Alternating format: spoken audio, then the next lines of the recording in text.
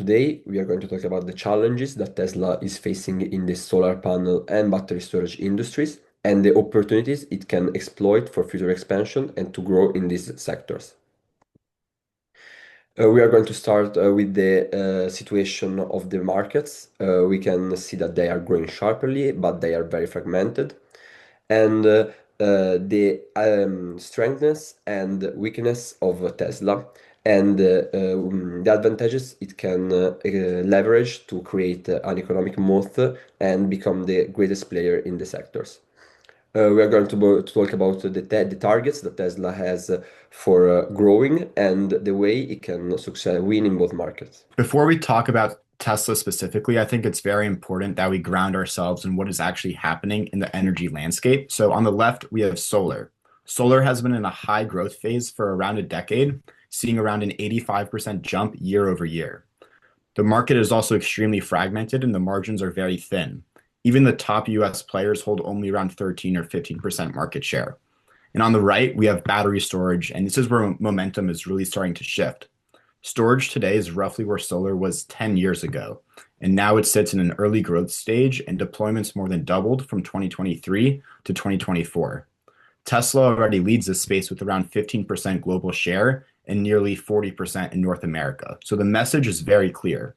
Solar is towards the end of its growth phase, and battery storage is just beginning it. And so right now is the perfect time for Tesla to capitalize. Tesla Energy within Tesla is becoming a very meaningful part of the company. So right now it's generating over $10 billion a year and margins have really been expanding. They were only 7% in 2022 and now they're up to 26% in 2024. And energy now makes up about 12% of Tesla revenue, which is double its share from last year. A major driver of this is just the manufacturing scale. Tesla has two megapack factories, and this gives the company a very strong cost advantage that competitors simply cannot match. And so now Tesla is the number one global battery storage provider at 15% market share. And that's due to so many of their strengths, like having an integrated ecosystem, all their different software advantages, just the global scale of the company, and also the strong brand synergy, which builds trust given their presence in the EV space. But I do think it is important to acknowledge some headwinds when it comes to this expansion. And there are very real challenges that Tesla faces. And I think the biggest one is that geographic reach. As we can see in the graph, Tesla remains heavily US focused, and it does not have an energy manufacturing base in Europe, which raises costs and it limits expansion in a very active market. And there's also a brand issue that many customers may still see Tesla mainly as an EV company rather than a full home energy brand. And operational challenges also exist because Tesla relies on subcontracted installers, and this creates inconsistent quality and customer experience. But at the same time, these headwinds do create opportunity. EV sales in Europe are falling, and Tesla can maybe offset that by pushing harder into energy, and combining EV plus solar plus a battery bundle could really strengthen the brand, stabilize revenue, and create a more durable global ecosystem. So what do future targets look like for Tesla? So we use the CAGE framework to analyze the cultural, administrative, geographic, and economic environment within Europe and China specifically to see which market was most advantageous for Tesla Energy to go into. So the points on the right kind of summarize our research. In Europe, we see strong favorable policies that bring more momentum to renewable energy and storage. So that drives a lot of incentives for solar and battery industries. We see a high market demand with a big rehaul, an industry-wide rehaul of the grid in Europe, which requires a lot more demand for energy infrastructure, including battery packs, solar, and other services that Tesla can provide. And lastly, we see a residual brand strength. Tesla has a large EV footprint still in Europe, and we can use that to leverage the product ecosystem that Tesla provides, from EVs to chargers to solar panels, and then lastly, energy storage within the house. In China, we see major difficulties because of domestic champions such as BYD, CATL, and Sungrow that hold very large market share in EV, solar, and battery within China.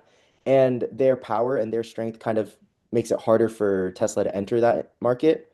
We also see policy and regulatory risks that give more home court advantage for those players that we mentioned above. And these are all going to be hurdles that Tesla has to overcome to enter the market.